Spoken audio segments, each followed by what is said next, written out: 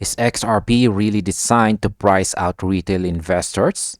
At first glance, XRP looks like just another cryptocurrency that went through ups and downs like the rest of the market. But according to several longtime traders and analysts, XRP's journey may not be accidental at all. The argument is simple but controversial. XRP is evolving in a way that slowly pushes retail investors out, making room for institutions, banks, and large-scale financial players. So in this video, we are going to break down why some top investors believe XRP is not meant for everyday holders, how wallet data supports this idea, and what this shift could mean for the future of the crypto market. We are also going to explore the opposing view because not everyone agrees with this narrative. So, why do some investors believe XRP is designed to price out retail? A veteran Bitcoin trader known as Altcoin Fox recently sparked debate by claiming that XRP's evolution is deliberately structured to push retail investors out over time. According to his view, XRP is not being built as a playground for short-term speculation or meme-driven hype. Instead, it is evolving into a system where only large players can realistically participate.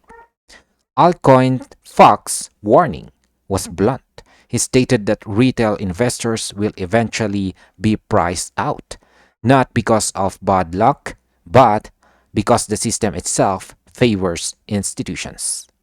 This means that as XRP matures, price levels that once seemed affordable may become unreachable for the average person.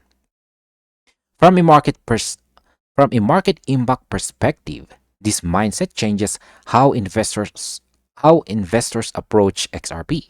Instead of asking how high the price could go during the next bull run, the more important question becomes who will still be able to buy XRP at all. If institutions dominate liquidity, retail demand may no longer matter. So, has the price out narrative been building for years? This idea didn't appear overnight. The price out narrative has been quietly building for years.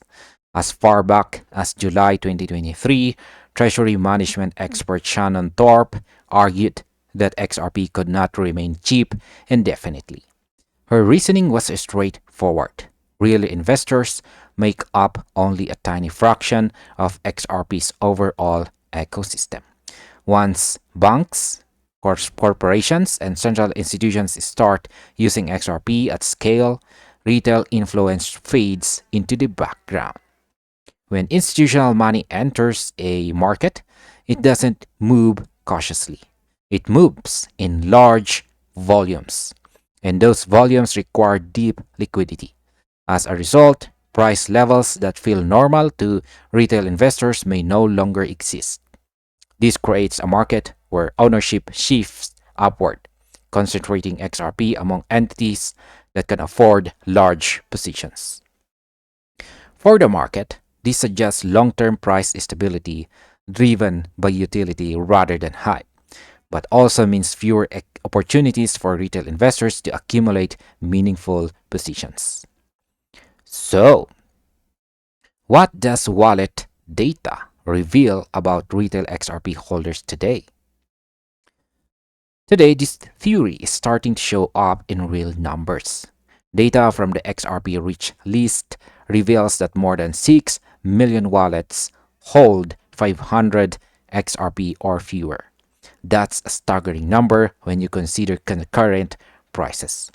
At today's valuation, owning just 1,000 XRP costs around $2,000 compared to roughly $500 a little over a year ago. For many people, that jump alone is enough to stop accumulation entirely. Vandal Algera, co-founder of Black Swan Capitalist, highlighted another critical factor. More than half of Americans hold less than $5,000 in savings. This means even modest XRP accumulation is becoming increasingly difficult. From a market impact standpoint, this data suggests that retail participation is already shrinking. As price rises, fewer new retail investors can enter, while institutions continue accumulating without those constraints. So, is XRP shifting from speculation to financial infrastructure? Supporters of the priced out thesis believe this shift is intentional. In their view, XRP is not meant to be a speculative trading asset. Instead, it is being positioned as financial infrastructure. Ripple is actively building systems for global payments, institutional custody, and XRP ledger-based settlement tools. These are not products designed for casual traders.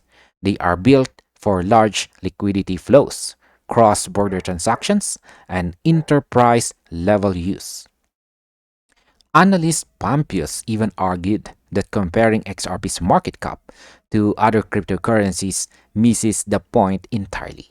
If XRP is used for global settlements, tokenized real-world assets, and institutional finance, then price becomes a function of liquidity access, not social media hype.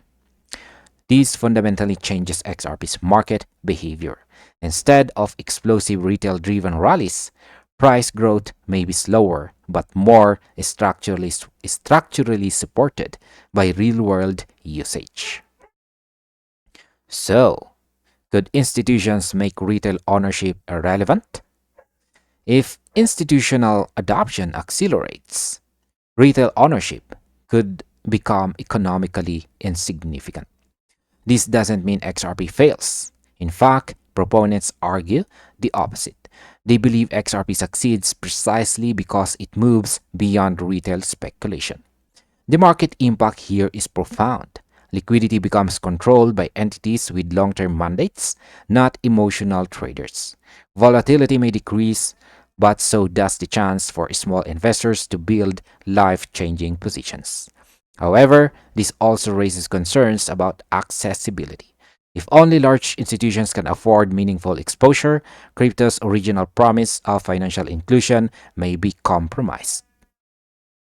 So, are these claims just theories, or is retail overreacting? Not everyone agrees with this narrative. Skeptics argue that XRP's price will still be driven largely by general market speculation, just like any other cryptocurrency. According to them, institutional adoption does not automatically mean retail gets pushed out. They point out that crypto markets are cyclical. Prices rise, prices fall, and opportunities return. From this perspective, claims of being priced out forever may be exaggerated. Market-wise, this counter-argument suggests that XRP could still experience retail-driven rallies during broader bull markets, allowing new participants to enter at lower levels. And finally, my own opinion about this is that the truth likely sits somewhere in the middle. XRP does appear to be evolving toward institutional use, and the data clearly shows that retail investors are already feeling pressure. Prices that once seemed cheap are no longer accessible to everyone. However, saying retail will be completely eliminated may be too extreme. Markets are dynamic and sentiment can shift quickly. What's clear is that XRP is no longer just a speculative bet. It's becoming something bigger, more structured, and more institutional. For retail investors, this means one thing: understanding the narrative matters. XRP is not about quick flips anymore. It's about positioning within a system that may one day underpin global finance.